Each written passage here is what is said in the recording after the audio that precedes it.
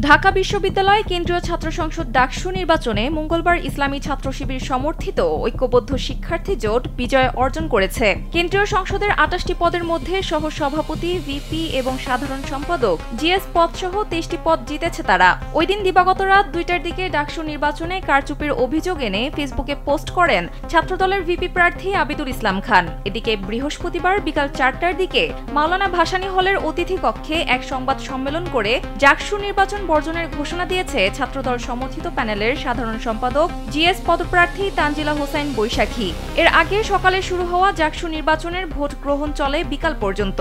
ছাত্রদল ডাকসু নির্বাচন বর্জনের পর বৃহস্পতিবার বিকালে নিজের ফেসবুকে পোস্ট দেন ইসলামী ছাত্র শিবির ঢাকা বিশ্ববিদ্যালয় শাখার সাবেক সভাপতি ও যুক্তরাষ্ট্রের হাওয়ার্ড বিশ্ববিদ্যালয়ের সহকারী অধ্যাপক ড মির্জা গালিব। পোস্টে তিনি লেখেন, বর্জন না করেও ভিন্ন কিছু করা যেত বলে মনে করেন তিনি।